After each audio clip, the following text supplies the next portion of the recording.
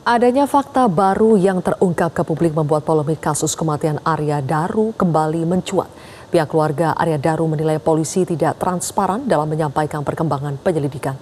Untuk membahasnya sudah bergabung bersama kami kuasa hukum keluarga mendiang Arya Daru, Nikolai Aprilindo dan Komisioner Kompolnas Khoirul Anam.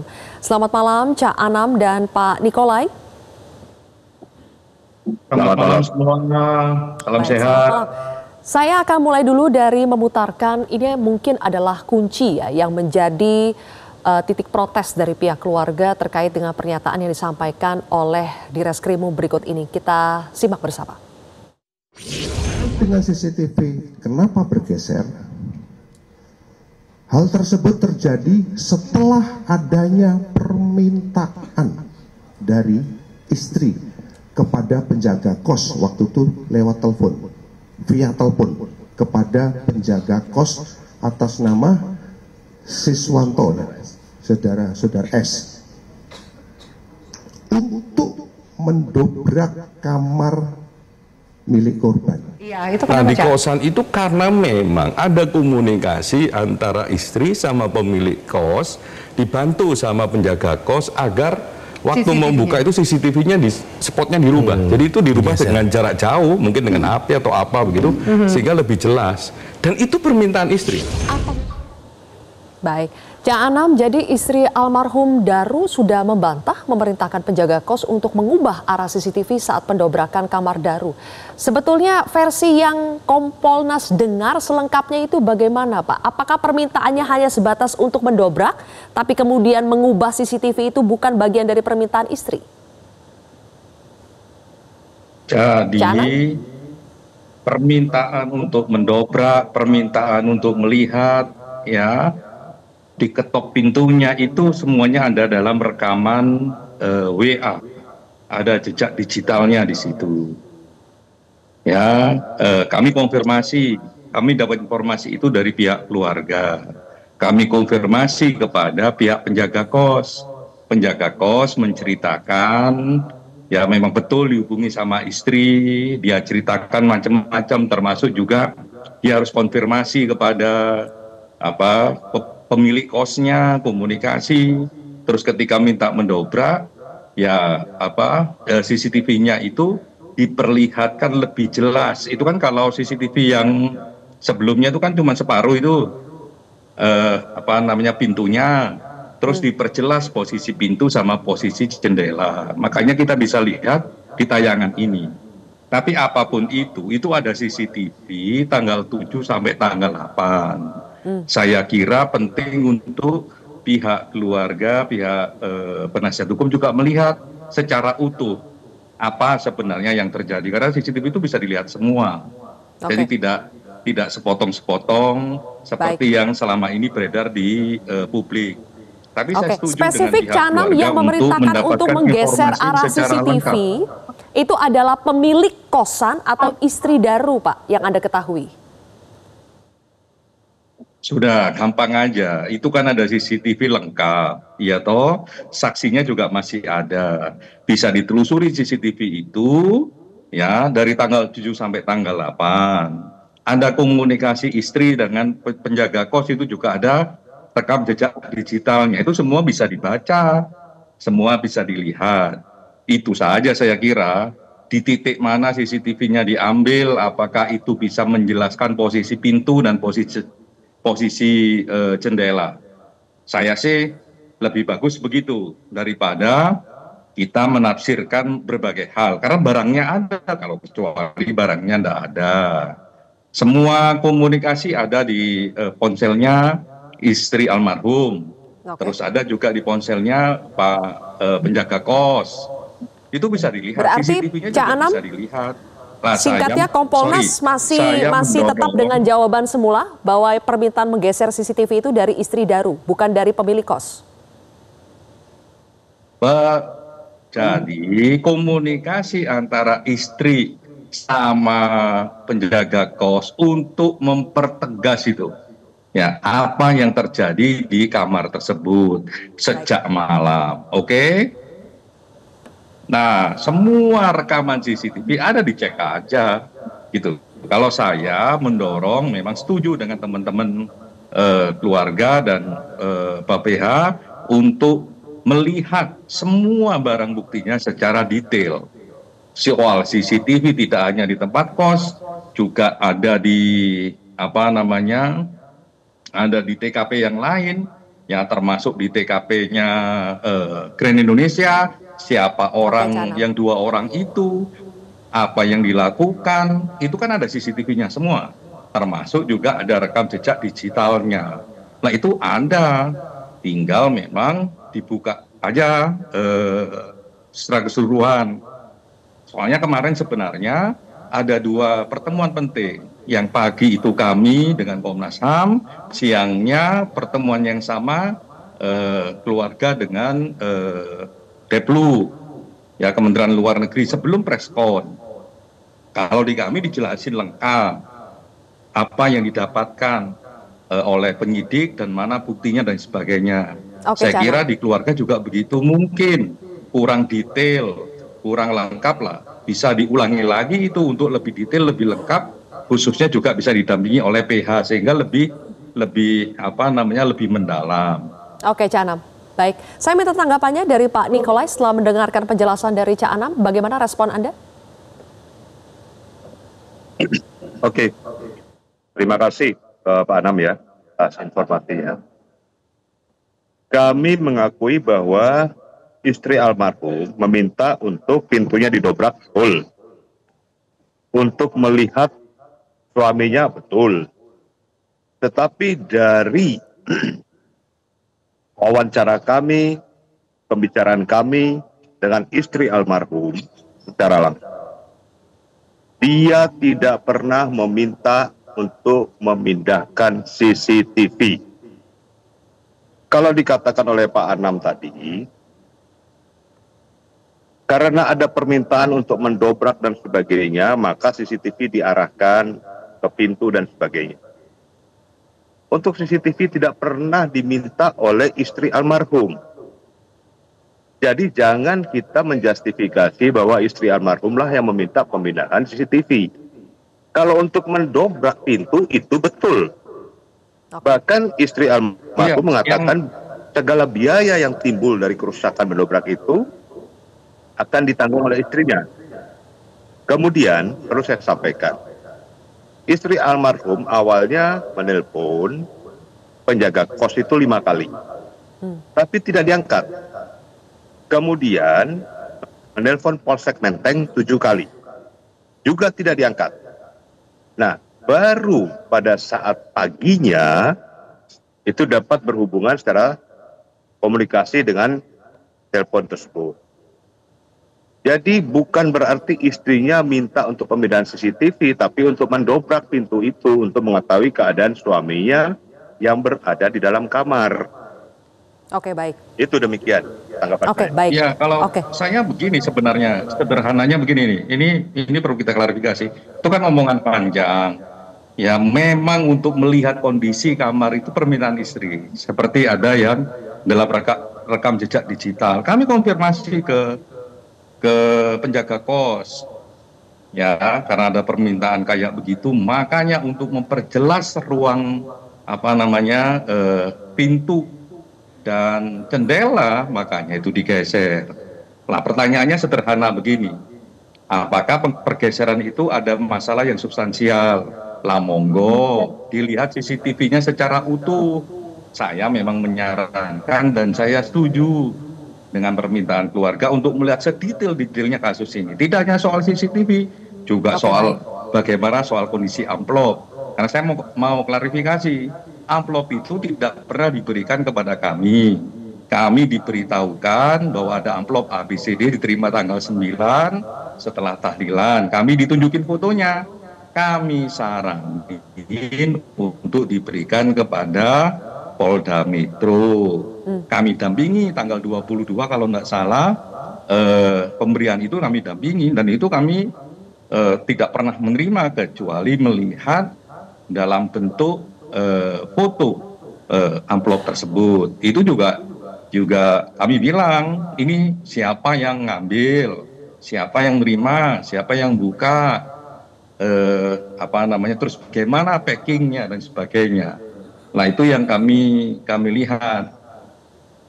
Nah kalau soal bunga, ya betul itu ada hati, ada bintang. Tapi kalau bunganya antara bunga Kamboja bisa bunga matahari, ya bisa kita lihat aja. Dan itu kan bentuk aja gitu. Oke, Belum baik. tentu bunga.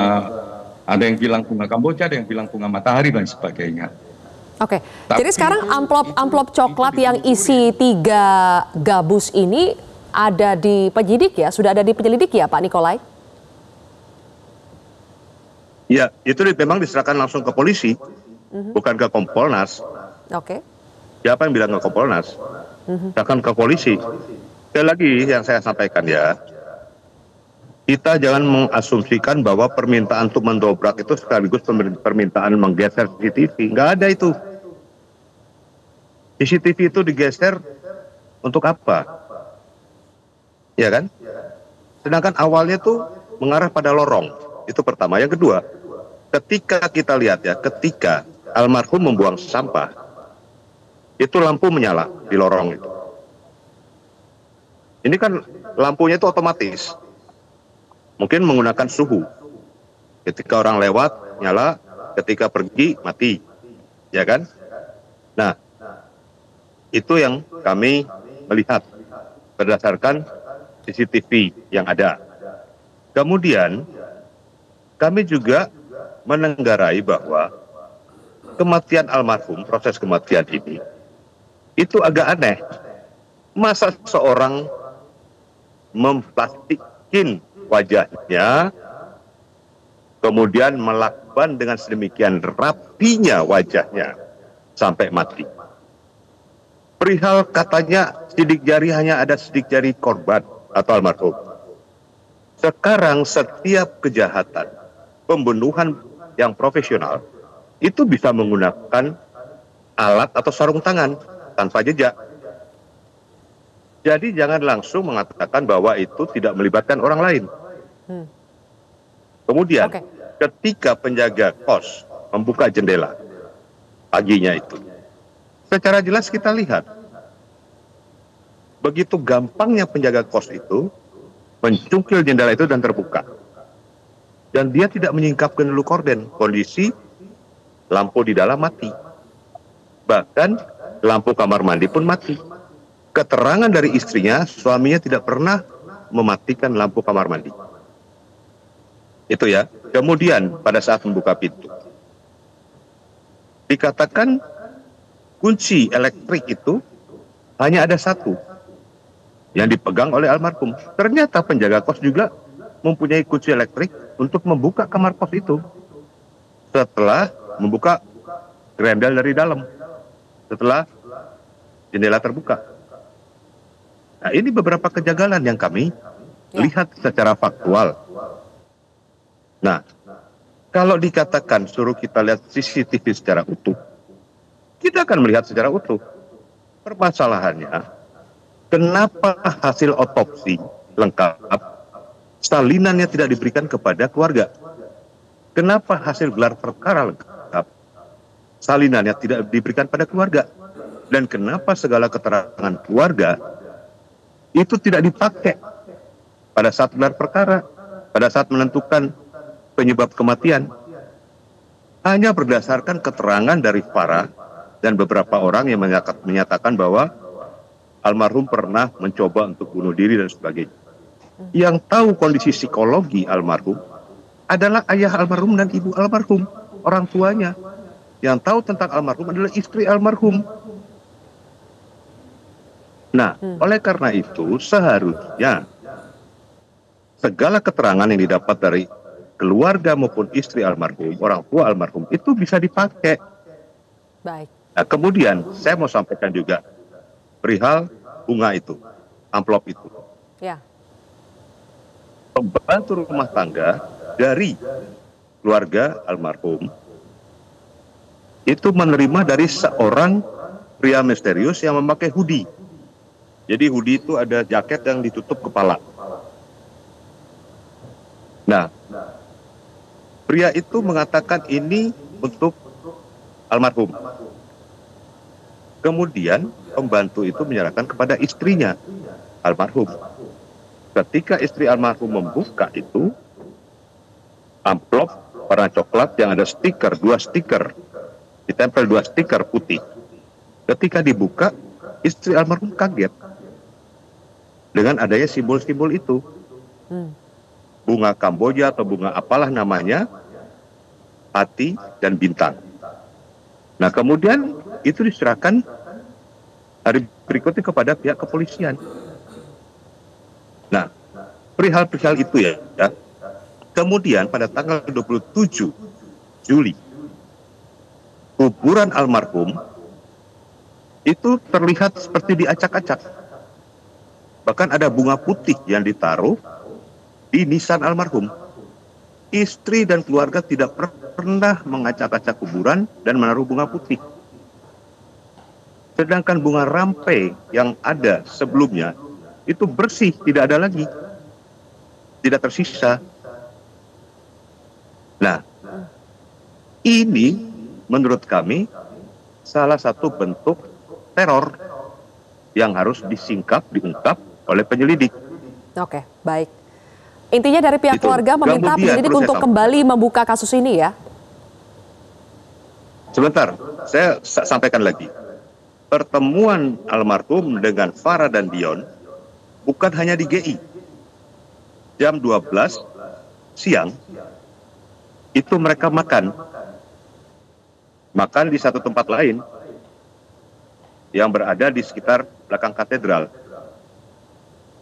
Baru malamnya, mereka bertemu lagi di GI. Nah, mengenai real time, jam berapa datang, pertemuannya jam berapa, di mana, dan almarhum kembali ke kos, sebelumnya bertujuan ke kos, tapi kemudian ke Kemlu. Di situ ada pembicaraan almarhum dengan istrinya, bahwa almarhum akan pulang. Dan kemudian pembicaraan almarhum dengan Farah dan Dion. Keterangan yang diberikan oleh Farah atau Dion mengatakan bahwa setelah almarhum menerima panggilan telepon, almarhum pamit. Itu ada keterangannya di BAP. Baik. Nah, kemudian saya sampaikan lagi bahwa ketika almarhum pulang, itu tidak langsung ke pos, tapi ke Kemlu dulu. Anehnya penjaga Siswanto, penjaga kos bernama Siswanto, dalam keterangannya di Polsek, mengatakan bertemu dengan almarhum pukul 21. Menyapa almarhum, dan almarhum menyapa penjaga kos. Sementara pukul 22 itu almarhum masih ada di rooftop Kemlu. Mana mungkin satu orang berada di 2 tempat yang berbeda. Inilah beberapa hal yang kami minta untuk didalami kembali tentang penjaga kos itu, maupun tentang si Farah dan Dion. Baik. Kemudian didalami kembali tentang proses almarhum meninggal. Karena tidak mungkin almarhum melakukan itu sendiri. Baik, pasti ada pihak lain yang melakukan. Oke. Dan yang terutama, saya mau beritahu ya, bahwa almarhum sudah mempersiapkan segala persiapan untuk berangkat tanggal 30 Juli ke Finlandia. Visa sudah disiapkan, tiket sudah dibeli, paspor sudah disiapkan dibuat. Bahkan untuk mertuanya pun sudah disiapkan. Paspor untuk istri dan anak-anaknya, paspor untuk mertua sudah disiapkan. Tiket sudah dibeli. Mereka kelihatan happy dan mereka ada pembicaraan bahwa anak-anaknya itu akan pindah ke Finlandia dan sekolah yang baik di sana. Oke, baik Pak Nikolai. Nah, mana mungkin sayang sekali waktu kita terbatas, Pak Nikolai. Ya, kalau, baik, singkat saja tanggapan dari Cak Anam sebelum kita tutup dialog ini. Bunuh diri itu yang pakai akal waras saja lah. Apa namanya? Orang dalam keadaan gembira, semua informasinya bisa diminta ke Polda Metro. Tadi kami konfirmasi ke Polda Metro, monggo. Orang mau dalam keadaan gembira mendapat dan promosi jabatan silakan datang.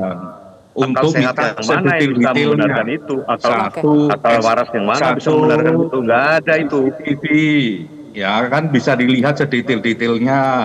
Apa CCTV di Grand Indonesia, di Deplu maupun di bukan yang saya permasalahan itu kesimpulannya bahwa itu menghabisi diri sendiri, bahwa yang bersangkutan bisa itu dilihat tidak ada yang melakukan apa-apa seolah bunuh diri. Juga bisa dilihat. Dari mana orang promosi jabatan, berangkat sudah beli tiket, sudah ada. Baik, kita juga mendorong ya supaya Polda Metro Jaya bisa merespons kembali apa yang disampaikan oleh keluarga. Sayang sekali waktu kita sudah habis. Mohon maaf sekali Cak Anan dan juga Pak Nikolai. Terima kasih sudah memberikan waktunya di Prime Time News hari ini. Pemirsa, kami masih akan kembali lagi dengan sejumlah informasi lainnya, di antaranya Mabes Polri merespons permintaan keluarga Arya Daru Panghayutan untuk menyelidiki kembali kasus kematian Daru. Keluarga yakin diplomat muda Kemlu meninggal karena dibunuh. Karopenmas Divisi Humas Polri Brigjen Pol Truno Yudo Wisnu Andiko mengatakan polisi berempati terkait dengan meninggalnya Arya Daru. Ia memastikan polisi akan terus menyelidiki kasus ini bila ada bukti baru. Truno Yudo menyatakan penyelidikan yang dilakukan Polda Metro Jaya sudah berdasarkan ilmiah. Informasi-informasi yang akan diberikan keluarga nantinya diyakini bisa menjadi bagian dari penyempurnaan hasil penyelidikan. Beberapa masukan yang tentunya masukan secara terbuka ya disampaikan oleh keluarga ADP. Tentu yang pertama kita turut berempati dengan peristiwa yang telah terjadi. Namun demikian terkait apa yang secara harapan dari keluarga tentu menjadi bagian atensi kita juga ya. Mari kita sama-sama berempati. Tentu apa-apa yang menjadi petunjuk ini tentu menjadi suatu landasan, apakah ini memang merupakan temuan baru ya, apakah perkembangan baru ataukah sifatnya secara komprehensif bisa menjadi bagian daripada kelengkapan proses penyelidikan pada tahap pertama. Jelajahi cara baru mendapatkan informasi. Download Metro TV Extend sekarang.